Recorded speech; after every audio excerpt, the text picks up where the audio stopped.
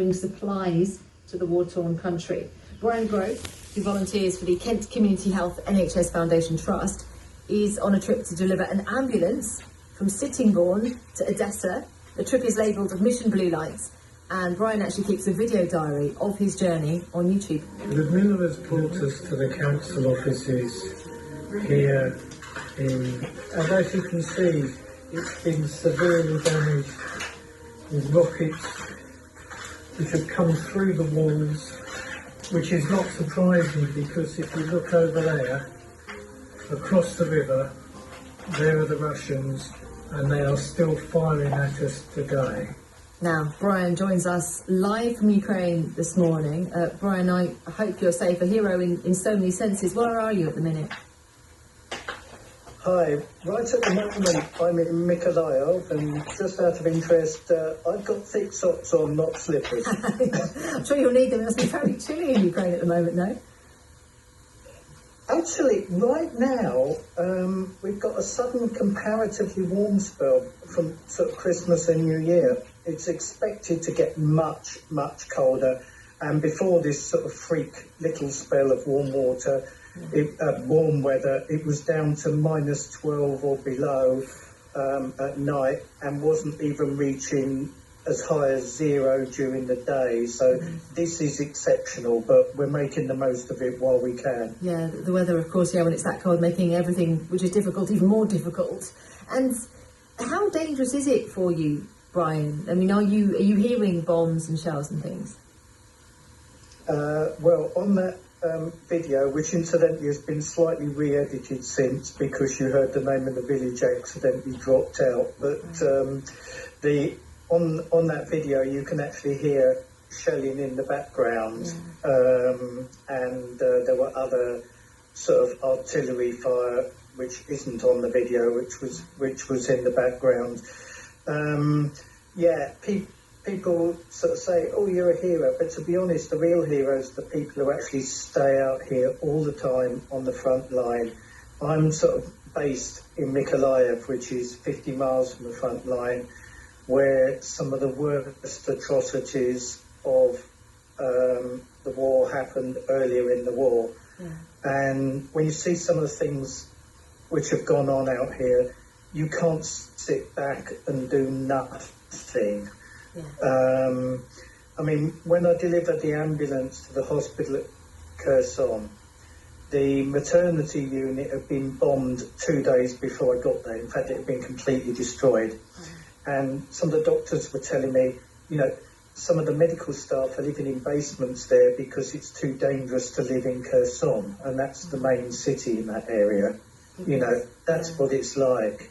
And the village I was at when that rocket attack came on that video, that village is basically full of old people. They're not military targets. You know, this isn't a war, this is terrorism. It's barbarity for barbarity's sake. Goodness. And when did you first think, okay, I can't sit back, I've got to do something? Obviously now you're there, you can see the need and you're living it yourself, but there must have been a moment here in Kent in the UK where, I mean, did the penny suddenly drop, or was it sort of a gradual feeling? It was definitely sudden. It was right back at the end of February. I first drove an ambulance out in March, only to one of the safe areas in the west, which turned out not to be quite so safe because the place I was going to at Yavoriv was actually hit by a missile 2 hours before I got there. I never thought I'd take bureaucracy for saving my life, but I was stuck with arguing with border guards at the time the missile hit. So. Wow. Goodness, that's a close shave. Yeah, it's happened a few times now, actually. I don't know whether to be thinking I am very lucky because I keep arriving at places after missiles have hit them, or whether I'm a jinx because if you know I'm going to a place, better get out because a missile's going to hit. I think the truth is there are just a lot of missiles, that probably sums it up, actually. This latest ambulance trip, the ambulance I picked up from York, loaded it up in London, and we drove down through Rotterdam, Berlin, Krakow, picked up an extra generator there and came across the border. The biggest problem actually was getting across the border. For some reason, the previous incredibly cooperative Polish border guards have changed, and they make it as difficult as possible now to get anything across. I actually had to block the border and threaten to make them arrest me before they'd let me through. Wow. Okay. I contacted the Polish embassy, but basically got the usual gobbledygook back. Anyhow, we got to Ukraine, went first to drop off some things at Odessa, then came to Mykolaiv, and then handed over the ambulance in the hospital at Kherson, which is still operating despite being partially destroyed. People are so resilient.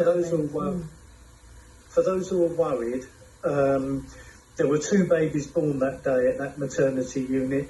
Both mums and babies are doing fine, and they got them out of the main maternity unit an hour before the missile hit, so that was great. Amazing. Hope in the midst of all of that. Yeah, that particular job was done in conjunction with a Ukrainian charity called Relief Ship.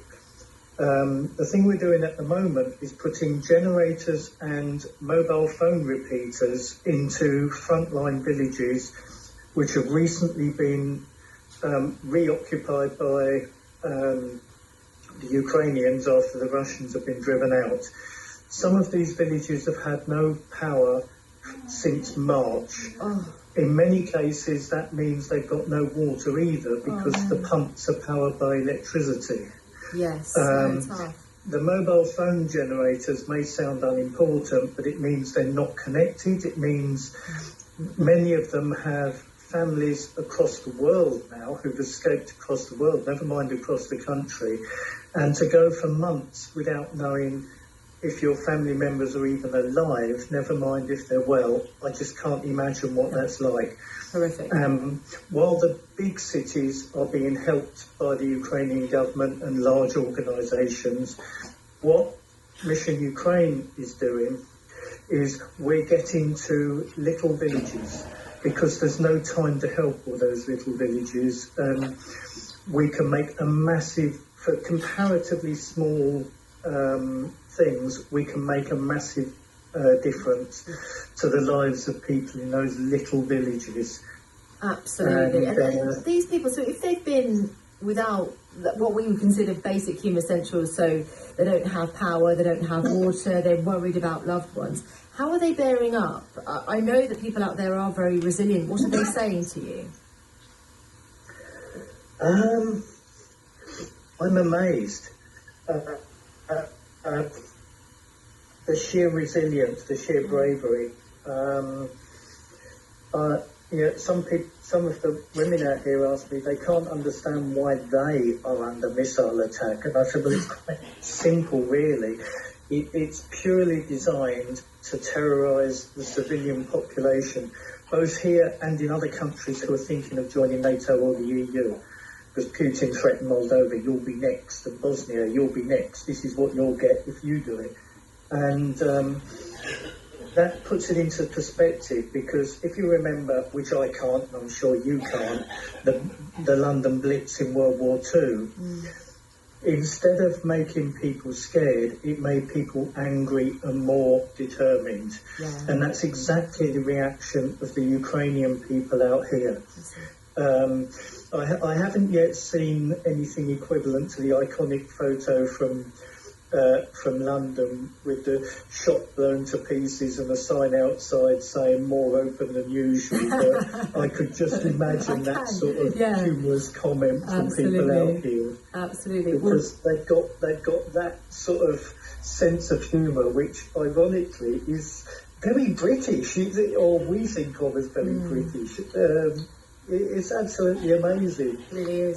Some people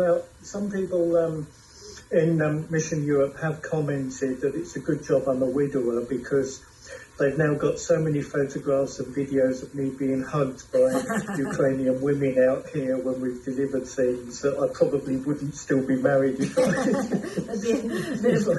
green-eyed monster going on. Yeah, listen, Brian, thank you so much for sharing your story, and stay safe. Good luck with the rest of your journey. We're all thinking of you here at BBC Radio Kent, and please do come back and talk to us again and tell us how it's going. One thing, do ask people to follow us on Mission Ukraine UK or Mission Blue Light, and if they subscribe, if we get enough subscribers, YouTube actually starts paying a bit of money. It's only a little bit, but every little helps when we're trying to get generators and things.